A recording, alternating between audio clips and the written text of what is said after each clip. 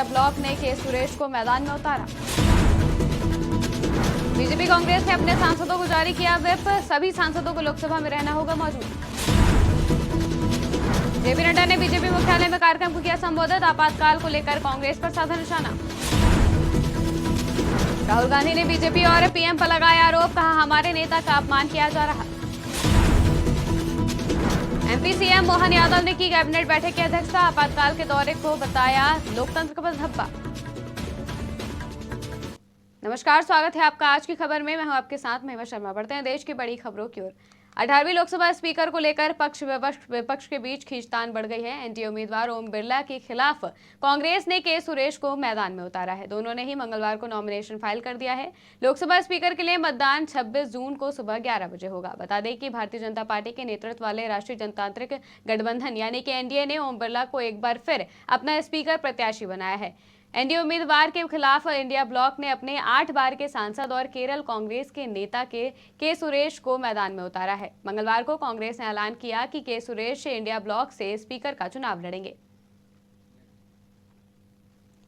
लोकसभा में बुधवार को स्पीकर पद का चुनाव होना है। इसके लिए कांग्रेस ने 3 लाइन का व्हिप जारी करते हुए सभी सांसदों को 26 जून को सदन में मौजूद रहने के निर्देश दिए हैं। गौरतलब है कि स्पीकर पद के लिए सरकार और विपक्ष के बीच एक उम्मीदवार को लेकर आम सहमति नहीं बन पाई है, जिसके बाद विपक्ष की ओर से के सुरेश ने लोकसभा अध्यक्ष पद के लिए नामांकन दाखिल किया है। कांग्रेस संसदीय दल की ओर से सांसदों को लिखी चिट्ठी में कहा गया कि कल लोकसभा में बहुत अहम मुद्दा लाया जाएगा। लोकसभा में कांग्रेस पार्टी के सभी सदस्यों से निवेदन किया जा रहा है कि कृपया सुबह 11 बजे से सदन के स्थगित होने तक सदन में उपस्थित रहें। इस संदेश को बहुत महत्वपूर्ण माना जाए। कांग्रेस के इस व्हिप को के सुरेश ने जारी किया है। वो विपक्ष की तरफ से लोकसभा अध्यक्ष के उम्मीदवार भी हैं।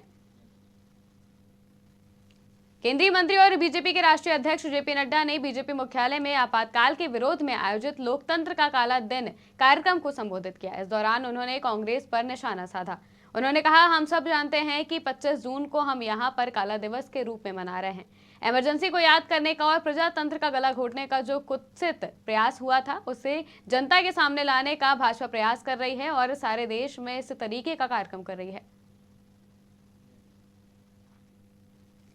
सांसद राहुल गांधी ने बीजेपी और पीएम नरेंद्र मोदी पर आरोप लगाया है। राहुल गांधी ने राजनाथ पर आरोप लगाते हुए कहा कि मल्लिकार्जुन खड़गे के पास केंद्रीय मंत्री राजनाथ सिंह का फोन आया। राजनाथ सिंह जी ने खड़गे जी से अपने स्पीकर के लिए समर्थन मांगा। विपक्ष ने साफ कहा कि हम स्पीकर को समर्थन देंगे, लेकिन विपक्ष को डिप्टी स्पीकर मिलना चाहिए। राजनाथ सिंह जी ने कल शाम कहा था कि वो खड़गे जी का कॉल रिटर्न करेंगे। अभी तक खड़गे जी के पास कोई जवाब नहीं आया। राहुल गांधी ने पीएम मोदी पर आरोप लगाते हुए कहा कि पीएम मोदी कह रहे हैं कि रचनात्मक सहयोग हो, फिर हमारे नेता का अपमान किया जा रहा है। नियत साफ नहीं है। नरेंद्र मोदी जी कोई रचनात्मक सहयोग नहीं चाहते हैं। परंपरा है कि डिप्टी स्पीकर विपक्ष को होना चाहिए। विपक्ष ने कहा है, अगर परंपरा को रखा जाएगा तो हम पूरा समर्थन देंगे। अखबार में लिखा है कि प्रधानमंत्री ने कहा है कि ऑपोजिशन को कंस्ट्रक्टिवली सरकार के साथ कोऑपरेट करना चाहिए।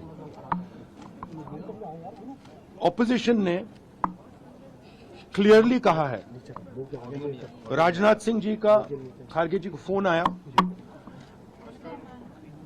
राजनाथ सिंह जी ने खड़गे जी से कहा, देखिए आप हमारे स्पीकर को सपोर्ट कीजिए। ऑपोजिशन, पूरी ऑपोजिशन ने कहा है, हमने सब के सब से बात की है, पूरे ऑपोजिशन ने कहा है कि हम स्पीकर को सपोर्ट करेंगे, मगर कन्वेंशन ये है कि डेप्यूटी स्पीकर ऑपोजिशन को मिलना चाहिए। राजनाथ सिंह जी ने कल शाम कहा था कि वो खड़गे जी को कॉल रिटर्न करेंगे। अभी तक राजनाथ सिंह जी ने खड़गे जी का कॉल रिटर्न नहीं किया है। तो मोदी जी कह रहे हैं कंस्ट्रक्टिव कोऑपरेशन हो और फिर हमारे नेता को इंसल्ट कर। बिल्कुल सहमत। मध्य प्रदेश के मुख्यमंत्री मोहन यादव ने कैबिनेट बैठक की अध्यक्षता की। वहीं मोहन यादव ने कहा कि आपातकाल का दौर लोकतंत्र पर बहुत बड़ा दब्बा है। ये ऐसा समय है जिसे देश आज भी याद करके सिहर उठता है। कांग्रेस को माफी मांगनी चाहिए। आपातकाल में कई परिवार तबाह हो गए। भाजपा ने संविधान की रक्षा को अपने निष्ठा माना है। भाजपा के सारे नेता जेल गए। लोकतंत्र के उस काले कार्यकाल के लिए ये सारे के सारे लोग जवाबदार हैं, जो आज नकली संविधान लेकर एक तरह से आडंबर रच रहे हैं।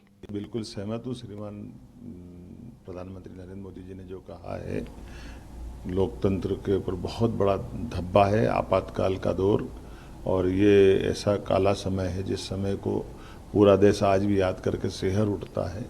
कांग्रेस को माफ़ी मांगना चाहिए। आपातकाल उनके द्वारा की गई जो जातियाँ हैं, जिस प्रकार के जख्म उनने दिए, कई परिवार तबाह हो गए, कई प्रकार से कष्टों के कारण से वो दौर बहुत खराब माना गया है।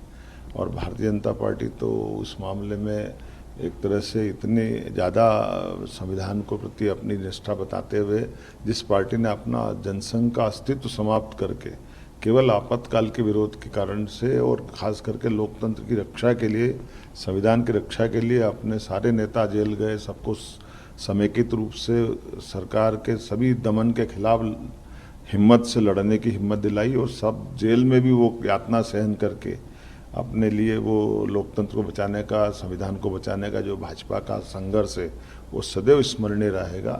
मैं मान के चलता हूँ कि यशस्वी प्रधानमंत्री ने जो कल कहा बिल्कुल सहमत हूँ श्रीमान। देश की बड़ी खबरों में फिलहाल इतना ही। देश और दुनिया की तमाम खबरों के लिए देखते रहिए आज की खबर।